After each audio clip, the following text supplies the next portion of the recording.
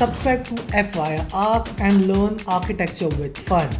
And hit the bell icon to never miss any update. And hello guys, I hope you're doing well and we're back with episode 2 of Art Saga Dialogue powered by Influx LED lights. And have you watched the first episode?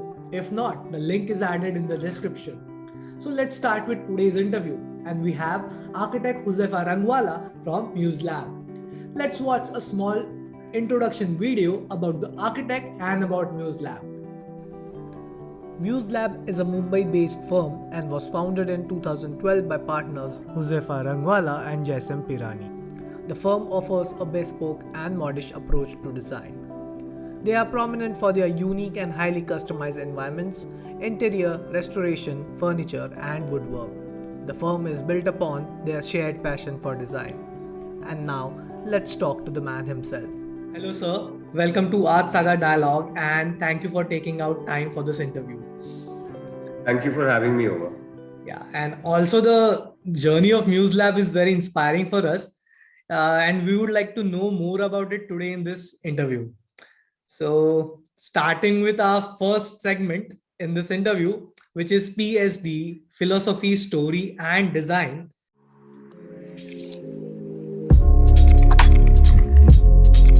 So the first question to you is, how did the idea of MuseLAB started and how would you define your design philosophy? Okay, so it's going to be a very long, boring story. So Jasem and I, we kind of met in the US. We were both studying. We were doing a master's over there. And after that, so I was in Atlanta. He was in Savannah. It was like one of those love stories, so to speak, right? So he was studying in Savannah, and one of those weekends I went over there for basically like a long weekend with a couple of my friends. That's where I got to meet him, and we made a whole bunch of new friends. But I think what was interesting was that we connected not just over stupid humor and food, but we also connected over design. I think we both kind of resonated with each other's, I would say, vibe for good design. And at every point while we were in the US also, we were having conversations about what we could do, or like eventually I think there was this one very cool backpacking trip that we did to Mexico, and that's when we said कि यार अगर design में कुछ करना है तो साथ में करेंगे, and we'll start something on our own together. So I came back, I worked with Hafiz Contractor for 3 years. I was an associate with him. Jasem came back in around 2010 and he worked with Pinakin Patel for a year. And then around 2011, December is when we said that, okay, I think, it's time to now finally start something on our own. So that's when, we said, okay, let's start our own office. Let's start our own studio. So we left everything that we had, sort of created over so many years, of basically in terms of the experience, etc. And then we're like, okay, this is, now going to be something that is going to be unique to only the two of us. And everything that we've learned from our past practices has to sort of, in some way germinate over here. So when we started MuseLAB, both Jasem and I, we are first generation architects. So no one in our family is from the design or construction industry. So you not only have to be good at design, but you also have to be a good businessman. Because at the end of the day, that's what a successful practice is about. It's not just being a successful designer. You need to understand business. Luckily, our families are business families. So maybe thoda bahut wo gene aa gaya tha. But I think to start off with, we were working from Jasem's dad's conference room. So that was like our office. He was very kind enough to lend us that space. So pehle almost like for a year or something like that, we were just working out from that office. I think when we started out, we were like, okay, what do we name our practice? That was like the big question mark. Because at the end of the day, the practice has to sound cool, but it also has to speak of, who we are as people. So we ideated, we were like, okay, what do we do? And then we kind of, came up with MuseLAB, and there was a story to it. So Muse by itself, if you use it as, a verb, it means to muse or to think, right? So it always means to ideate, to think, or whatever it is. But also when you talk about muse as, sort of an adjective, it is an inspiration, right? Like, I mean, everyone has a muse, so for us, our clients are our muse. They are our inspiration. the project brief is our muse. That's what our inspiration is. So we kind of took to muse very like immediately. But then, okay, what goes with it? So we didn't want to get into the whole studio atelier kind of a space. So like, okay, what else, So then we thought, okay, let's call it kitchen, muse kitchen, because kitchen is where you sort of cook, you make mistakes, you kind of I mean, it's fun at the end, you prepare food which is like good. But then like, okay, maybe, kitchen might be a little bit too this for the Indian this. They're like, okay, okay, let's look at lab, because a lab is also where you research, you develop, you ideate, there are fireworks, there's so much of things to explore and experiment with. And then finally you come up with something that you work for years and years. So you're like, boom, that's it, it's Muse and Lab, Muse Lab. And that's how MuseLAB sort of started as an idea. But also, I think what was very important is that even though both of us are architects, as far as our education is concerned, we were never married to, like just architecture. We were very clear that this has to be a design studio, that we are designers at the end of the day, we are problem solvers. So our entire philosophy has over a period of 10 years also evolved.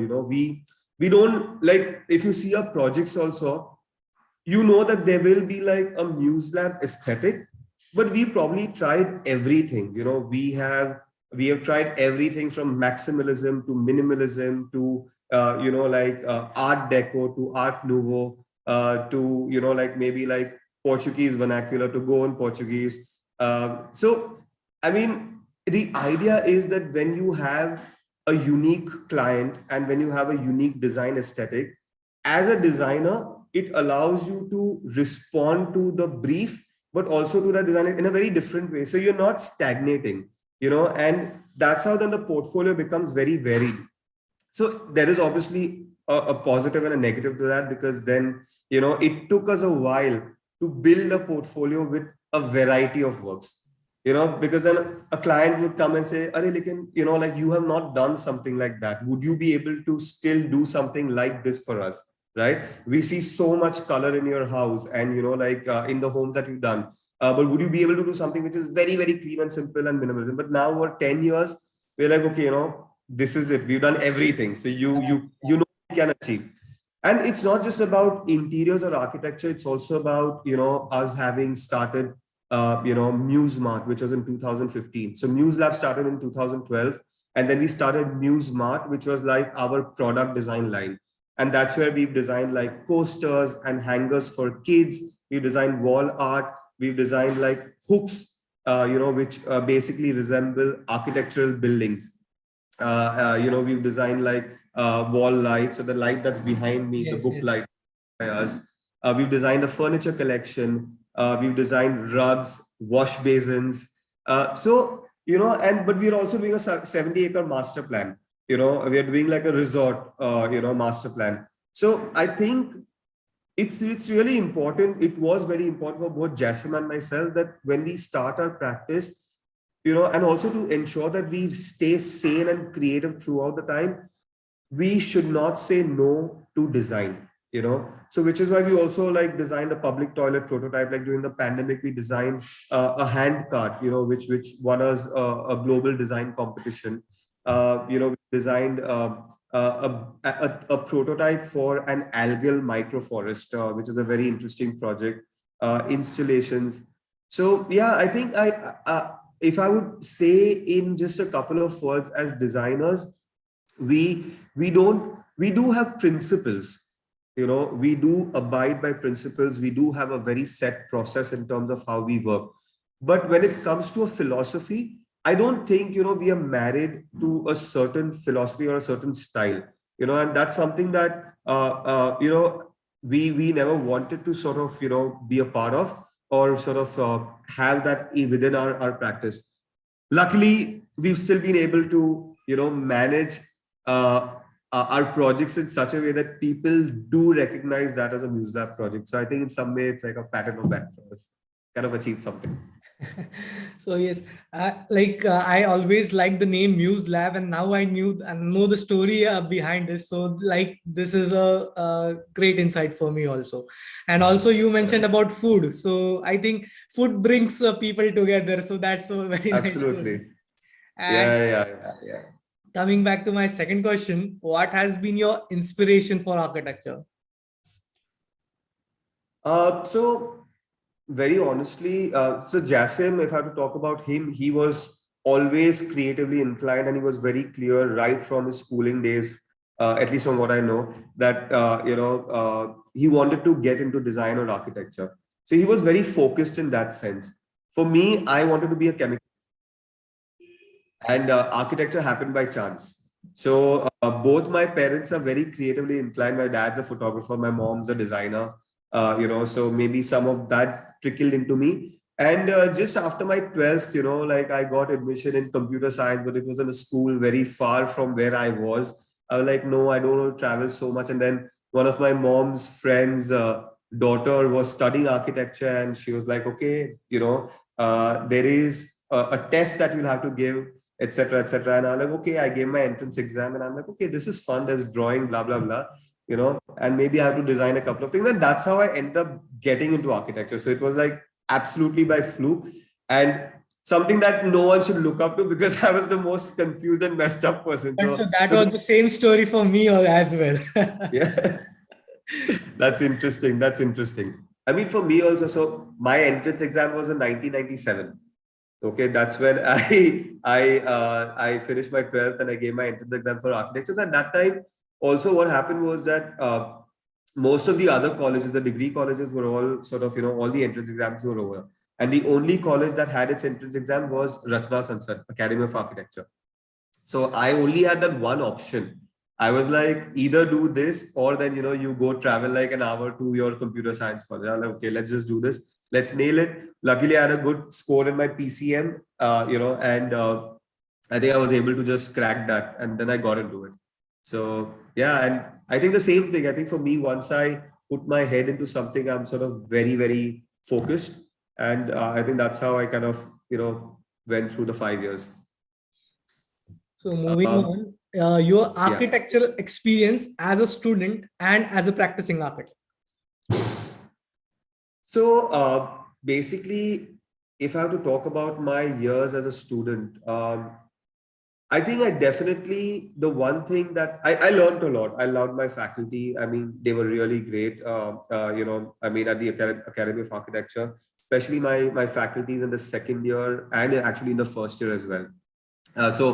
Sabi Padora taught me, I mean, he was a graduate from our college. He taught me. So I was very, very, very happy that, he was one of my first mentors. And even in the second year, we had brilliant teachers, Mr. Venkatesh Rao, Sapna Hanawala. They were like really, really good teachers. And I think that they really helped hone a certain, I would say, approach to design. See, at the end, it's your own doing, right? I mean, design is such an innate thing. You can't like have someone teach you design. You can help someone guide you in terms of these are the various processes, but that is something that has to come from within. I think no one can hold your hand and tell you, okay, do this or do that. So I think that mentorship was great. And then, of course, as you went to the third, fourth, fifth year, I mean, of course, it got into more technical side of design. But I think the biggest mistake that I made at that point in time was that I did not step out into the real world. I didn't go to a site and work with a carpenter, or I didn't try to like paint a wall and say that it's a paint aise hota hai. I didn't like go for internships. So I was very academically driven. But my biggest mistake, and this is what I tell every student or every young architect, that please get practical experience, because that really sort of, I feel like that was my biggest mistake. And I think I didn't have, at that point in time, there weren't many people who would guide you, or you sort of tell you that, okay, this is what you also need to do, and maybe that's sort of an education, or that sort of a guidance that also needs to come from colleges now is happening. A lot of colleges are now inculcating internships, etc. And I think that's really, really good. But start like from the first year itself. I feel like if you are really, really focused about being a good designer, good architect, get that practical experience.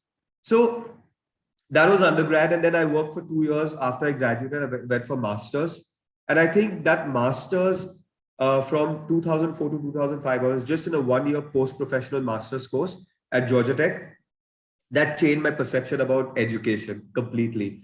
I loved it. I enjoyed it. It was the most intense 1 year of my life, where I probably would like sleep like maybe 3 or 4 hours every day, just because there was so much energy, and there was so much of good stuff to do. And at that point in time, like my master's program, also the program that I did was in the design of digital manufacturing.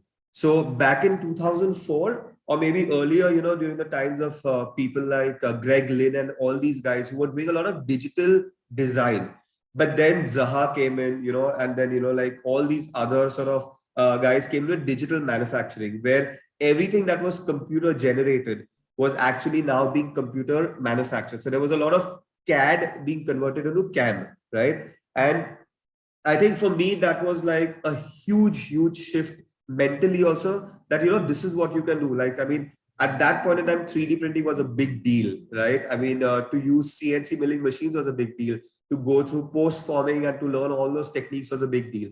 So it was a big shift.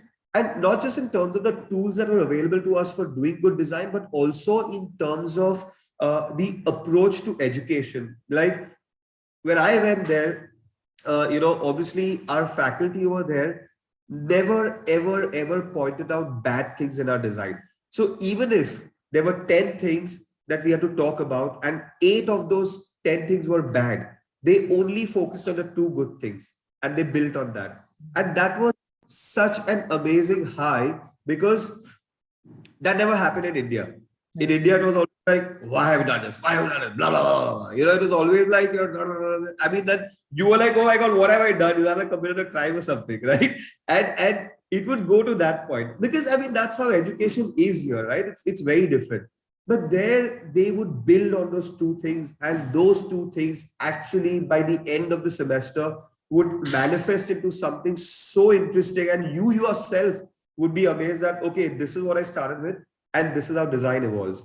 So I think that was really, really, I would say, uplifting, and that was really exciting, to be a part of design or education, and that also changed me. So I mean, of course, when I came back, I did sort of teach for a year, but then I realized that, my God, teaching is such a big responsibility. Like it has to be a full-time thing. You can't like work, And I was working under Hafiz contract at that time. I was doing a job, So I was like, I don't think I can balance. It's a very big thing, You have to be there mentally for the entire week, and you're responsible for those 8 or 12 students. So then I quit teaching actually. But yeah, that's my sort of thing with education. And I would also just very quickly brief about what inspires us in architecture, and that's something I did not answer. I think for both Jasem and me, and I think for MuseLAB as a practice, we take a lot of inspiration from everything around us, as cliched as it may sound. I mean, it could be everyday objects. It could be like, like I said, the site, materials, our clients, how excited our clients are to build their home. That itself inspires us, to do something good and to create something exciting design. So that's what we sort of take our inspiration from. We take a lot of inspiration from the people who work with us. So I think both Jasem and I, we love learning, and we've learned so much from everyone who's worked at MuseLAB. I mean, they bring so much to the table. So they inspire us. Our peers, I mean, everyone who we know socially through Instagram, or everyone that we've met, and I think that's really good about the architecture community nowadays, that no one is fighting with each other, or no one is, like insecure. I mean, I think everyone is very secure about what they're doing. So we are like an open book, to everyone. So when we talk to people, when we talk to our peers or friends, I mean, they inspire us on what they're achieving, their practices, as people. But I guess, like in terms of architects themselves, like, I mean, one of my biggest inspirations back in college was Zahadi. You will see a lot of influence of her work in my portfolio. Some things that I feel like I've just lifted and put, that kind of stuff also. But I mean, that was what That's great. That was great. inspiration is. Yes. Yeah, I mean, so you sometimes would just lift, and I've done copied things. Uh, and I'm ashamed about it, but I'm talking to you about it also. So we've done that, and but she was. I think what was amazing about her was that, A, she was a woman, and there's always this myth about, oh, a woman in architecture, but at the end, she was also an architect. She went through 5 years just like a man. But when she came and she broke those myths, and she just sort of paved the way for so many other women in architecture. And I think that she was one of those people who actually made architecture a gender neutral profession. That, okay, both men and women are the same level. You can't say that this is a lady architect. I mean, she's an architect. It's just that she's a she. So I love her. I loved her audacity. I loved her stubbornness. I love, of course, design was one thing, but just as a person, and she really inspired me. And then once, when I went to the US, I mean, of course, the works of Coop Himmelblau, the works of, I would say Stephen Hall. Corbusier was always like my big guy, my go-to guy.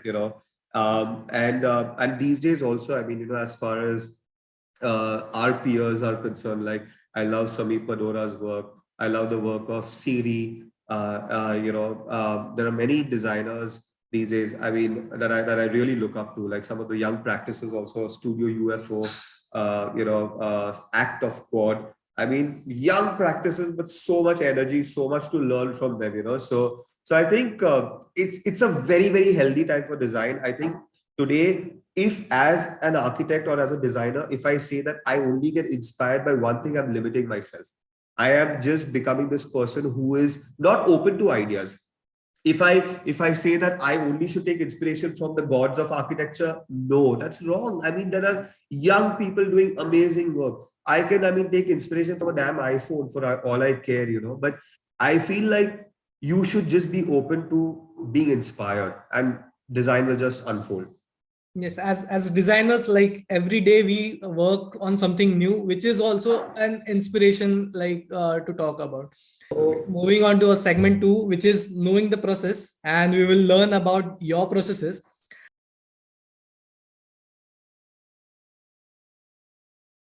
So we will discuss, like, do you want to discuss about the project which is close to your heart?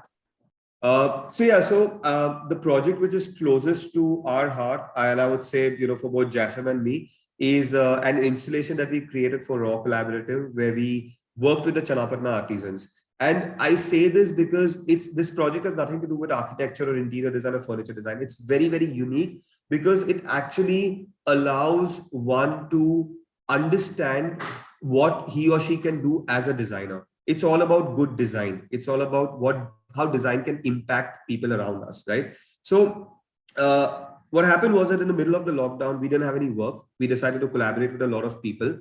And, Raw Collaborative came in. Now, we've been going to Raw Collaborative for the past 2 years. We love the energy. We love the vibe. We love what they're doing. And the brief this year was everything to do with the crafts, right? So we said, okay, this year we don't want to do a furniture collection. Let's instead create an installation. And the idea was to then collaborate with some artisans to create an installation. So what we did was that we kind of figured out, we did our research. I mean, there are artisans across the country, but because of the lockdown, we had to figure out a way to communicate with them also, because we couldn't go down to Bangalore or to Chanapata itself. And that's when we said that, okay, they were the most accessible and they also were the hardest hit. So let's work with them. So the whole installation started with the idea of, where it's going to be. So if you look at Raw Collaborative and the venue until last year, it was at the Mill Owners Association. And the brief was to create an installation anywhere in the Mill Owners Association, but we could not sort of, nail or, take like any or drill in the building itself. I mean, any supports for the installation had to be mounted on it. So what happened was that we then sort of figured out that, okay, what is the best place? Now, if you're aware of it, Mill Owners Association, the approach has a ramp, but right on the right, to the right of the ramp, there is a staircase that connects the 3 floors from the lower level to the 2nd floor. And the staircase is actually a central support, which kind of, the waist slab is kind of connected to that. So the waist slab cantilevers, and a very beautiful void that is formed between the handrail of the first flight and the waist slab of the 2nd flight. So there is a void. And we, okay, boom, that is where we want to create this installation. And, let's now sort of celebrate the void of the staircase. Let's celebrate the void of Corbusier's staircase and let's fill it with these beautiful, colorful toys.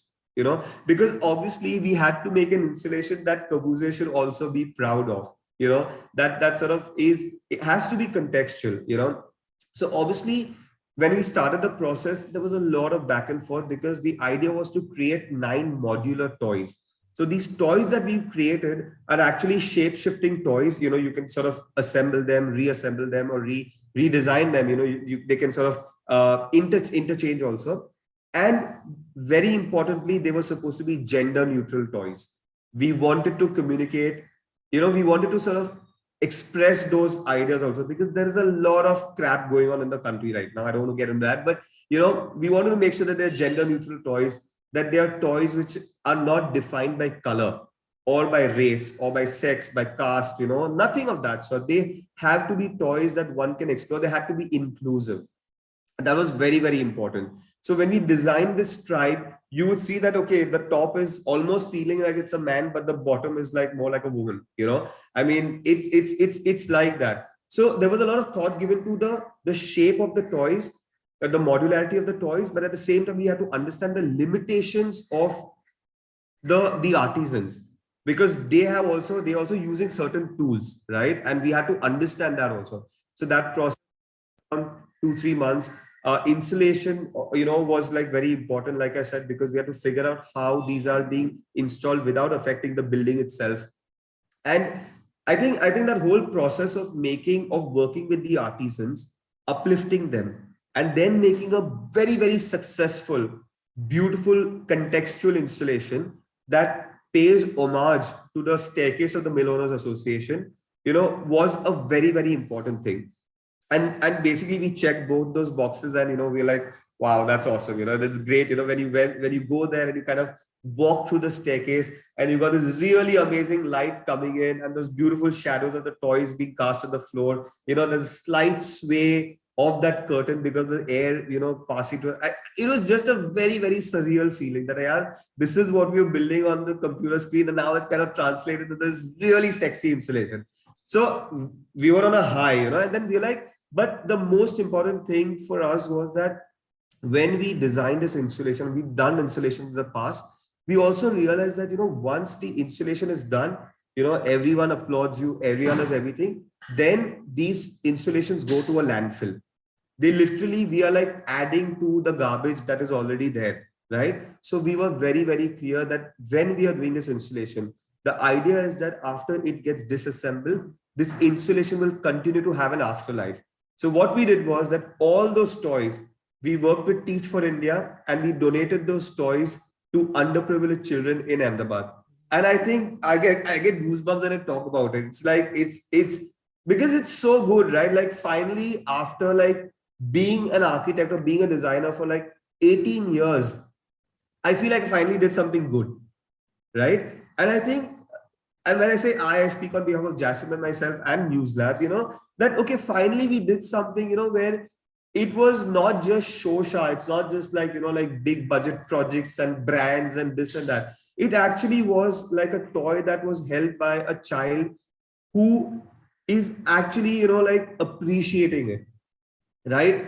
And that was the most amazing and most satisfying project that we have ever worked on. I mean, everything else is there on our Instagram and on our website. You can look at it. I don't even want to talk about it because, I mean, yes, there is process. Every project is very close to our heart, but I think that this project is where we realize that we finally did something good, and I cannot thank Raw Collaborative, it's like an appreciation speech also right now, because it's very difficult to trust, right? Are you going to actually create something? So they trusted us with this, luckily, we delivered, had a great team of people working on this. And I think that's going to be like on top of our project this for the lifetime of MuseLAB. I So think yeah, that's it. Yeah. putting smile on someone's face is always special for us, and way you explained all about it, I can understand that how close this project is to your heart. So moving on, can you tell us what defines a good design? I think a good design first has to be very, very practical. See, the thing is that, design is not about aesthetics. Design is not about how pretty it is or how beautiful it is. Design is all about practicality, because design is about problem solving. I mean, today, whether you are a fashion designer, whether you're a product designer, whether you're an industrial designer, whether you're designing cars, planes, or whether you are designing softwares, what are you trying to do? You're trying to solve problems.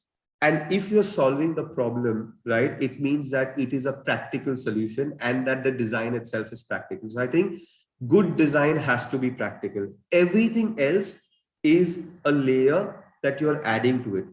Of course, when you talk about sustainability, right, when you talk about using the right materials, when you talk about, of course, making it fun, and I think adding to the vibe of the space, this is all there. But for me, I think the most important is has to be practical, and that's what defines good design. You can design the most beautiful chair, but I mean, if it is just not working for that person, it's not working, then that means that, you have to, it's not good design. So I feel for us, it's very important that it has to be practical. Of course, sometimes that, for lack of a better word, the creative kida takes over, and then, there's like a little bit that you do here and there, to satisfy your creative ego. But I think in general it has to be like, yeah, I'm repeating myself. This is the sixth time I've said it, but it has to be practical. I've also seen those perforated panels at MuseLAB's office. So can you tell us how you came up with that idea? So when we moved from Jasem's dad's conference cabin, we were like, okay, now it's time to have our own office, because we appointed two more people, and we were literally four of us sitting on that conference table looking at each other. We would meet clients over there, we would have our food over there, everything is happening over there. Like, okay, it's time to move into a new office. So when we moved into space, it was just 226 square feet. So a 14 by 14 space on the lower level, and then we had a loft. So we designed a space for around 8 people, and that's where we've been working from for the past, I think for the past 7 years. I am right now sitting in our new office space, and this is the first interview that I'm conducting, in our new office I'm space. so lucky.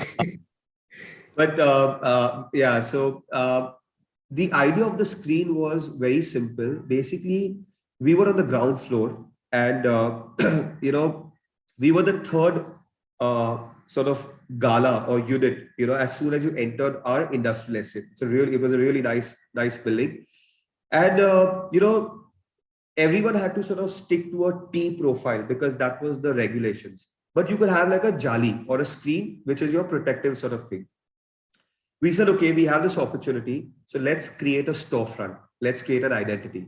And that's how then we sort of said it, okay, if we are creating identity, it has to be something fun. Now, the obvious thing was that we should have a big window, let light come in, like you wanted. But we also realized that because we were the third unit from the entrance, everyone would peek inside the office, and we were very clear that we didn't want that to happen. So I think for us, the screen became an identity for MuseLAB.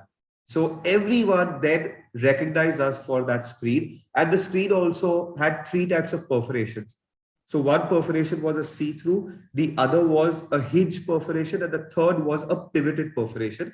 And that is what created this really sort of a beautiful parametric skin, And I think sometimes what happens is that, you design something, of course, thinking about the outside, that this is how it's going to look, and thinking about the inside, that it's going to give you that sort of privacy. But then we realized that every time a car would move, right, and the reflection of the sun would hit the car, okay, and that would somehow dance with the fluttering leaves, and it would create this brilliant magic inside the office, which we never imagined. So sometimes design leads to such happy surprises, and we were happy that we had it in our own office, that we would just be like, constantly animated with this beautiful sort of dance of light and shadow and whatnot within our office. And I think that was a very big high for us, because we were very scared that, okay, itna chota area, how will we work? But I think a very close friend of ours actually made us realize that, guys, how do you all create so many things and work on such large projects from only 226 square feet of real estate, and I think that's when we realized that, yeah, we've done something very good for ourselves. And then we were also like, oh, now we need to move into a bigger office. So that's how we are here now, in a much nicer space, a bigger space, lots of light, windows. We are on the second floor. But yeah, to talk about the street, and I think it was very well appreciated critically. Also won a lot of awards. Was highly published, both nationally and internationally. So yeah, we're very happy with what we created over there. So, Sure. moving on to the last question in this segment, you mentioned about MuseMart. So, and you also mentioned about the lamp that is on the wall, which is, I think, made of rat and cane mesh. So, can you tell about the more materials you're exploring in MuseMart? Sure. So when we started NewsMart, see, the thing is that when you're designing a product, it takes forever. And the most important thing is not just understanding the ergonomics, because when things are at a smaller scale, it requires a lot more detail and a lot more research. I mean, we don't realize that, but designing a building sometimes become easier than designing just a coaster. We spend 1 year prototyping coasters. So, because when we started NewsMart, we were exploring birch ply as a material, and all our products were with birch ply. And I think the beauty about birch ply is that it is plywood. It's got a very clean sort of a surface, when once it's polished, but also the sides, the grains. I mean, the whole process of laminating the wood itself gives you this really beautiful edge. And I think that just became our go-to material, to create products for NewsMart back then. This I'm talking about in 2015 to 2017. And that's when we sort of designed, like I said earlier, coasters, hangers for kids. We designed a wine rack, a modular wine rack. We also designed, wall art for kids, which is so they're very interesting products. We designed around 9 products, tangrams. Um, and what we realized was that, to design a product, understanding material, like I said earlier, is very important. Understanding the limitations of the material is very important. Understanding what you can do to the material, in terms of whether it can be molded, bent, post formed, milled, etc., etc. So these were like, certain things that we really enjoyed with birch ply. That was actually the first material that we tried. Then we tried with concrete. We tried with, like metal. We did like 3D printing. Our furniture collection was actually an exploration of a lot of joinery details, but also a lot of color. And I think they were all 16 pieces were very unique statement pieces. And yeah, and then this also, the light that you see behind us, we're calling it the reading light. So it's like when you read a book, but it's spelled as REEDING, because it's a read, there's like a sort of a scene. So that's like a play on words. So yeah, so I think, material exploration has always been one of our forte, because that allows us to, play with colors, patterns, etc. So yeah, I think that's where we are at with I, MuseMart. I think I would like to see more like products of rat and cane, which personally I love rat and cane, and Right. it inspires me a lot. Like I go and see photographs everywhere, and I love rat and cane. I hope I will No, experience it someday. absolutely. And I think that, these days, see, the thing is, like I said, we are a design studio, and like I said, we do everything in design. So that's why our product lines are also not like continuous. They do come with breaks, because obviously we also want to sort of focus on other things that we are doing. But if you love Rattan, I mean, you should definitely follow Vika's story. Mhm. She's like our person, Priyanka Narula. She's an exceptionally intelligent designer, and her Vika products are fantastic. We are collaborating with her on a lot of projects. So you should explore that. Yeah. Great, great. Definitely. I will explore. And moving on to our next and last segment, advice to the aspirants.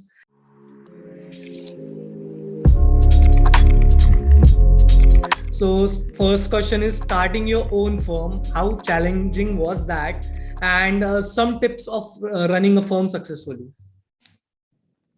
I don't know if you're successful yet. I mean, there are many more successful practices. I think we just have a little reach, and maybe Instagram shows that we are very successful, but no, we have a long way to go. I think we probably just like started climbing that first rung of ladder of success, and maybe there are like 200 more rungs. So I think it's very important to not let success get to you, because then you feel like you have arrived. And you know, as an architect or as a designer, you already graduate with a very big fat ego. You think that your design is the best. And the minute वही होता है ना, मतलब कि भाई साहब मेरा design best है, no one can beat me, I am Zaha Hadid, I am, Stephen Hall. So I think what's it's really important, you can't allow success to hit you. Never. Even if you've done the most amazing project, sorry, but you can do something better. I think that's what allows you to strive for success and to strive for being better than yourself, not others. I think never compare yourself to others. I think the other big problem right now is that there's a lot of, we are really sort of relying on Instagram to compare ourselves with each other. Yes. That is the worst thing. I mean, I might take the most amazing picture, but if you come to that place, like it might be the most horrible finish. So I feel like don't let Instagram also get to you. Don't compare yourselves with others. Forget Instagram. That's just a platform. I love Instagram. I love that platform. But I feel like it's very, very important to not let yourself be affected by what someone else is doing. I think the minute you start doing what you love, and you keep doing that regularly, you will definitely sort of like be successful. Because when we started out, also very honestly, after having worked with such big practices, working on master planning projects and like high rise towers, and Jasem worked only on airports when he was in New York, and then you come and you start your own practice, and your first project is a 2-bedroom apartment, right? And वो भी उसका interiors करना है. It's not even like you're doing architecture or whatever, right? And we're like, dude, like we were coming from these backgrounds and these projects, and now this is what we're doing. And that's the only thing we did in the first year of MuseLAB. We just built one 2-bedroom project, and we never knew sort of how to market ourselves or how to promote ourselves or how to talk about ourselves. We were like very cocooned in that sense. And I think it was only after we got an email from Home Review at that time. The magazine does not exist anymore. I think they're more online. In 2015, we got an email that we would like to feature your work. And we were like, oh God, like, okay, someone has reached out to us. And then we were like, yeah, you know what? I think like, okay, if one person liked us, it means that we can now reach out to other people. So basically, when that magazine came to, we realized, okay, you know what? It's important to market yourselves also. Okay. When the first client did not pay us, we realized that, what, we need to have a very strong contract in place. We need to have a legal advisor. We need to have an accountant, that if we have to run a business, we need to have all these things in place. When we made the first mistake on site, we realized that, okay, our contractor's terms and conditions with us and with the client has to be very, very much in place. So I think success is obviously also defined by the mistakes that you make. And we made so many, and that's how we did not cry over our mistakes. We sort of took that in our stride. And again, this is very cliched. It's for every industry, not just for architecture design. I think if you make a mistake, figure out what happened, what went wrong, and then take help from someone who can actually help you resolve that. Rather than being the person that I know everything because I'm an architect, I'm sorry, I know jack shit. I don't know anything. I think it's very important to also accept that, you are dumb. Like when I say you, I mean, I am dumb. I don't know everything. And I need help from the right kind of people, the right set of people to be able to make myself successful. So success is never a one-person thing. It's a village. It takes a village to be successful. It takes an entire team to be successful. So if you're ever running a practice, the most important thing is to be kind and respectful to your team. Don't treat your team as employers. They are also architects. They've also gone through 5 years of design. They are human beings. They are not like, like someone who you just can say that, okay, you do this, do that. I mean, they have an opinion that needs to be heard and respected, because at the end, they will also go and sort of, inculcate the same principles when they start their own studios, right? Or when they do that. And that's great at the end of the day. So I think being successful is a lot of things. I think it's about being humble. It's about not comparing yourself to people. It's about not letting it hit you. It's about working with your team. It's about just being nice people, nice human beings. It's about being mentors more than bosses. I think there's a big difference over there, and we always believe in mentoring people and not having this whole boss employee kind of a culture. We work on first name basis. There is no sir, madam over here. I mean, because I feel like it just develops a certain comfort.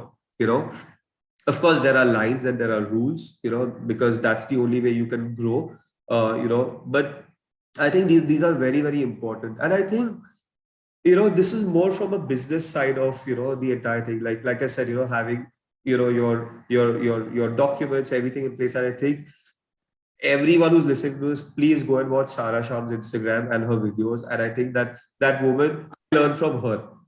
So she is like my mentor also, and she's like an amazing friend. But I think you don't, after college, the first thing that you need to do is watch all of Sarah Sham's Instagram. Yes, there are like very insightful IGTVs.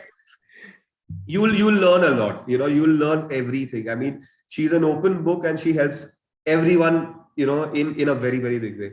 So I think that's what, that is what is required. But if you have to talk about it from a design point of view, I think don't get harrowed by making a mistake, because there are many times when you look at your projects in the past, and I talk about ourselves also, you realize that I could have done this better. I could have done that better. But that's the thing. At the end, you cannot keep designing. You have to build. You're no more in college. Just like you had a submission in college, even over here, there's a client waiting to take the keys from you and start living in that space. So I think it's really important that, when you are in a design studio, it takes time to figure out what your aesthetics are. It takes time to figure out, what is that language that defines MuseLAB. It takes time to figure out, what basically your sort of, I would say, your guiding principles are. So I think let it evolve. Like, don't be like, okay, I have started my practice today. Tomorrow itself, I'll decide that I only want to do this, and then I will not do anything else. No, that's not how it has to evolve. And I think you'll learn. So it's fun. Yeah. I mean, I think at the end, if you are excited every day, and if you are like enthusiastic every day, there will be lows and highs. I'm not always as cheerful and bubbly like how I'm right now. There are certain moments that stress me out, but I love to impart, my experiences. I love to talk about it, and I love to sort of, and it's really fun, because I know that when a couple of our babies, sort of flew out and started their own practices, and now they're doing so well. It feels very good, and they're kind of also endorsing the same principles and the same practices that we had over here, in terms of running a studio, whatever it is. I mean, they have their own aesthetic, their own language, but that's great to see that happen. And also, uh, I feel, when you are in a partnership, like for me and Jasem both, I think the most important thing is to respect each other's opinion, to sort of understand what are the strengths of each other's, because it's very easy for ego to come in between. And I mean, the first time when we decided to work together, also our parents were like, "Oh my God, you guys are best friends. It's the worst thing to do. How can you start working with your best friend? This happens and that happens, and we've seen friendships fall apart, and then the business falls apart. But touch wood, I mean, we have been together for like 10 years, and we're only growing. Of course, we have our sort of, sort of, I would say, I won't call them arguments. I would say we have our opinions, which maybe we don't immediately agree to. But then we sleep over it. We come back the next day, we understand why Jasem said this or why Huzefa said this. At the end, it is in the collective interest of MuseLAB, Yes. right? That's really important for a practice, for a partnership practice, to sort of realize that every decision that is made is only in the larger interest of this entity. So yeah, so that way, I mean, we've been very successful. I mean, we are, like, this is our 10th year. We just finished 10 years as MuseLAB, in January. So just very excited for the next decade now. So you mentioned about Instagram, and we are in the Instagram age right now. And I think we should use that medium for inspiration rather than being like, इसने बहुत अच्छा काम किया, मुझे कुछ नहीं आता है. So I think Right. we like get inspired from it and work towards it. So, Absolutely. speaking of inspiration, young architects are always looking for inspiration and motivation. So, how you keep yourself motivated every day? For me, when I step into the office, I know that I need to be motivated because there are 16 people in the office, that look up to us in some way, whether it's for solutions, whether it's for advice in terms of design or whatever it is, right? So I think that the fact that I need to motivate someone also keeps me motivated. That's really important.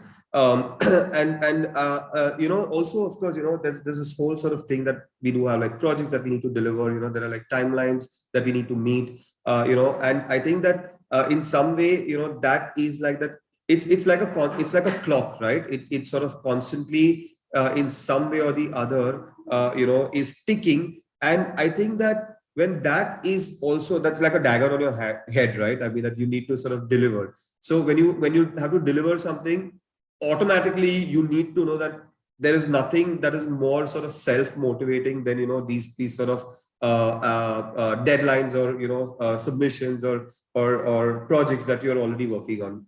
So I think I think I seek motivation, or I seek motivation for myself in some way. In terms of inspiration, I think the first thing is obviously, I think Jasem and I.